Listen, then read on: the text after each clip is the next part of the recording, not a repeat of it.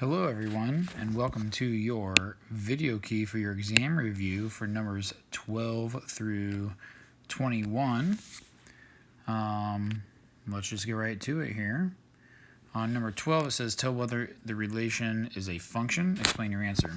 So remember, the definition of a function is for every x, or every input, every x, which we call the input, there is exactly one output, or exactly one y value. So if we look at this table here, when x is 0, it has an output of 4, or sorry, it's not necessarily x, but it's called an input. When our input is 0, we have an output of 4 and an output of 3. And so that automatically means that contradicts this, so it's not a function. 1 goes to 2 and 5 goes to 2, that's fine, because this input only has one output, this input only has one output, even though they're the same. But one input has two different outputs. Another way you can look at this is you could graph these as points, where your input is your x and your output is y. And if we plotted the points, so 0, 3, and then plot the point 0, 4, so 0, 3, 1, 2, 3, and 0, 4 would be like here and here. And then that's all we need really, but we can plot the point 1, 2 if you want, and 5, 2, which would be like here. But if you remember, graphically, something is not a function if it fails the vertical line test. And this certainly fails the vertical line test right there. But that also shows like these 2 points are across from each other this way, so it's okay for two different x's to have the same y, because that's just what it looks like right here. Okay?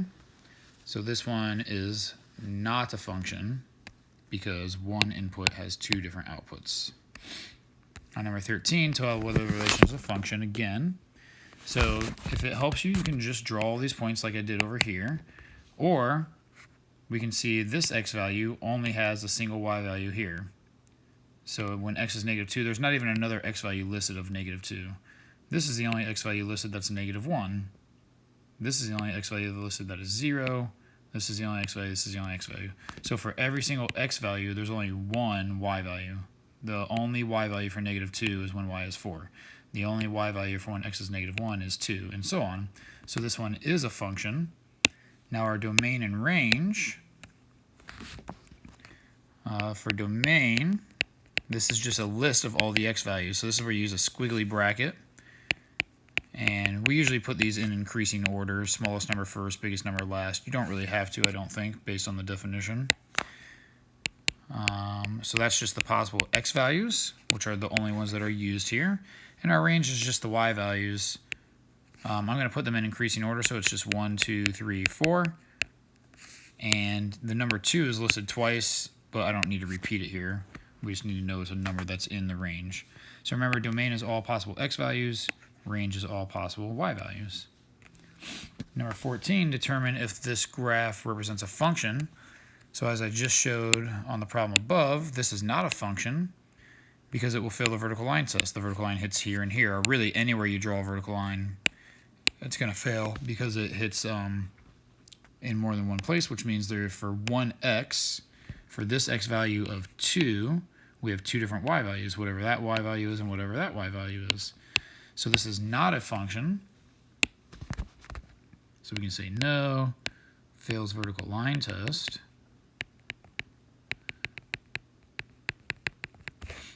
And now we can state the domain and range. The domain is all the x values that are used. So that's like from left to right. So the leftmost x value is -5. Now here it's not just a list of numbers because we have a curve here connecting all the points that would exist. So you know, there's really like a point here and here and here and here and here and here, and they're all over the place, but we just don't draw them. But that's what the curve actually represents. So all x values are used between -4 and 5, including like, or sorry, -5 and 5, including -4, -3, -2, -1, 0, and then like -0.5, 1.1, 1.2, and all those. So remember how we list that with interval notation. So our domain is -5 to 5. And remember, I use a bracket because x can equal -5. There's not like a hole there or anything. And our range just goes up to down, or really down to up. So what's our lowest value up to our highest value that is used for our y values? And that is -2 to 2. So our range is -2 to 2. Again, brackets, not parentheses, because those values do exist. All right, on number 15, we're going to use the graph of f of x shown to sketch the graph of the given transform functions on the same grid. So we're taking this random graph here, just generically called f of x, and we need to figure out what this number does and what this number does. So this is kind of us looking at like y equals a times f of like x minus h plus k, if you remember something like that.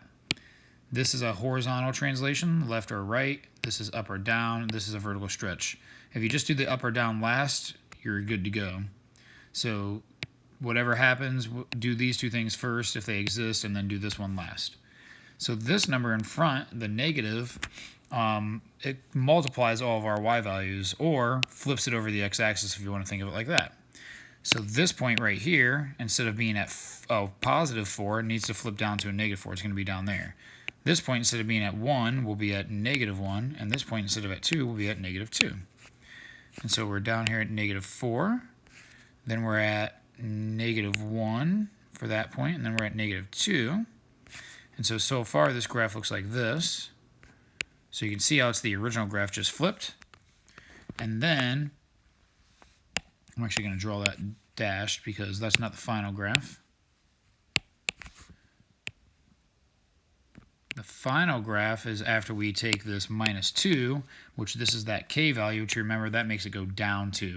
So now we just take every single y value that we already drew and we move them all down 2 more. So down 2 here. This point is going to go down 2. So it's going to move down to here. And this point is going to move down 2. And it's going to move down to here. So it's exactly the same as the blue graph, except just move down 2. And so that's our final answer there. Okay, this one has all three things going on. Remember, this is kind of the opposite of what you might think. This actually shifts it left 4.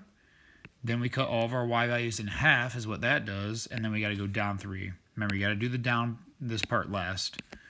So we're going to go left 4. So I'm going to move this one left 4. So it's 1, 2, 3, 4. It's going to end up way over there. Okay, now I'm going to move this point left 4. 1, 2, 3, 4. So it's over there. And I'm going to move this point left 4. 1, 2, 3, 4. So it's right there. And so now so far we have this, which is just the same as the original graph, just moved to the left 3. Now we got to cut all of our y values in half. So this is at a y value of 4. I'm going to cut it in half and make it a y value of 2. This is at a y value of 1. Cut it in half and make it a y value of 1/2. And this one's at a y value of 2, and I cut it in half and make it a y value of 1.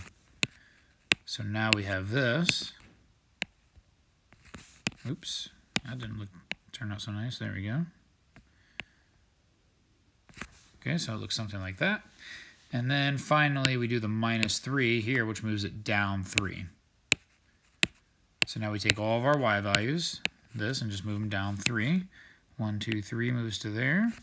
Move this one down 3. So 1, 2, 3 got to be like go right in the middle there. And then move this one down 3, which is 1. Oops, redo. Which is 1, 2, 3. It's going to be right there. And so now the green graph is exactly the orange graph, just shifted down. So the green's the final answer there. Okay, now 17, 18, and 19, we're kind of going to do this backwards. They're going to just tell us the shifts, and we're going to write something like this. Okay? So the parent function is a cubic, so that is f of x equals x cubed. Now it's going to shift right. So when it shifts right, that is when you have f of x equals x, since it's going right, it's going to be -5 cubed. Then if it's reflected over the x-axis, that's when there's a negative in front right here, like we did in the problem above, And then up 2 is just when you add a 2 out here. Okay? Now we're going to do absolute value for our parent function for 18. Absolute value of x. And our transform function, we have a vertical stretch of 4. That's when there's a number out here multiplying the function. And then we also shift left 3, which is when it's a plus 3, kind of the opposite. And there's no vertical shift here, so there's no number out here. And then a square root function, if you remember, the parent function is just square root of x.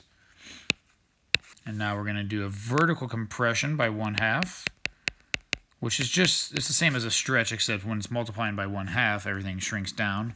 So there's a 1/2 in front of the function, like that, multiplying, and then down 3 is a minus 3 out here. Okay. And then piecewise functions. So we're going to evaluate f of 0, which means plug in 0 for x into the function called f. But we use this piece if the x value we're plugging in is less than 2 or equal to.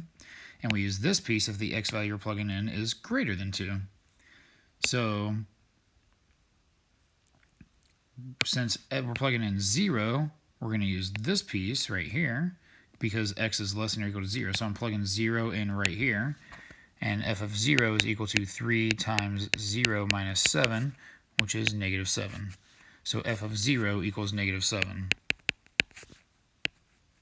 And then g of 2, we're going to use the function g. And then which one of these meets the criteria for x is 2? Well, if x is 2, 2 is less than 5. So we use this piece for all numbers less than 5. So I'm going to plug 2 into 3x plus 5. So g of 2 is equal to 3 times 2 plus 5, which is 11. And there you have it. There's numbers 12 through 21.